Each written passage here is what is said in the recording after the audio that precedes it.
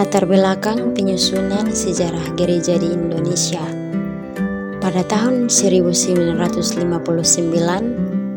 untuk pertama kali terbitlah sebuah karangan yang menyajikan sejarah gereja di Indonesia dalam bahasa Indonesia. Sebelumnya, sudah ada karangan-karangan yang membahas pokok itu, tetapi semua ditulis dalam bahasa Belanda. Buku dari D.R.Th. Müller-Kruger, Sejarah Gereja di Indonesia yang terkenal itu, merupakan pembahasan pertama tentangnya dalam bahasa Indonesia. Setelah D.R.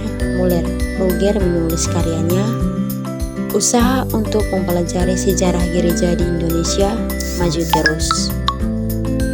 Dalam karangan-karangan itu, diusahakan untuk memperluas pandangan sehingga yang diberikan bukan hanya sejarah pekabaran Injil, melainkan sejarah gereja dalam arti yang lebih luas.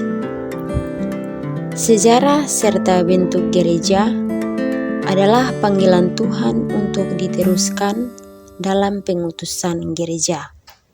Sejarah panggilan itu ialah sejarah pekabaran Injil. Di wilayah Indonesia, terdapat sejumlah gereja-gereja besar. Masing-masing gereja itu mempunyai sejarahnya masing-masing. Tetapi dalam sejarah gereja-gereja itu, terdapat pula unsur-unsur tersendiri yang sama.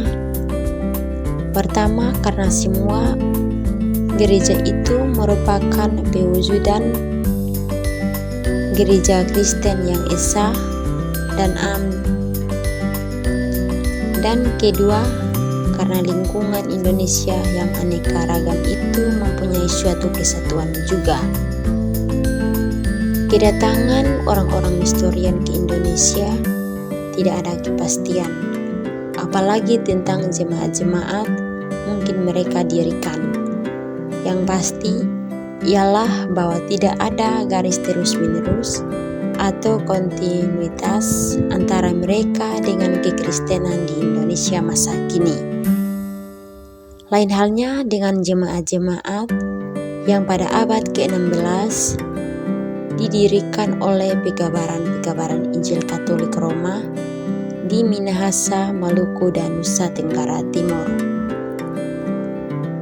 Pada abad ke-19, jemaat-jemaat itu menjadi pangkalan untuk pekabaran Injil.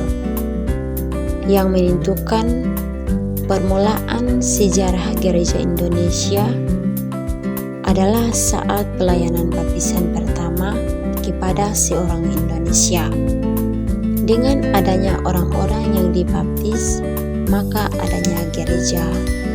Mereka membaptis orang dalam nama Bapa, Anak, dan Roh Kudus, dan baptisan itu sudah sah.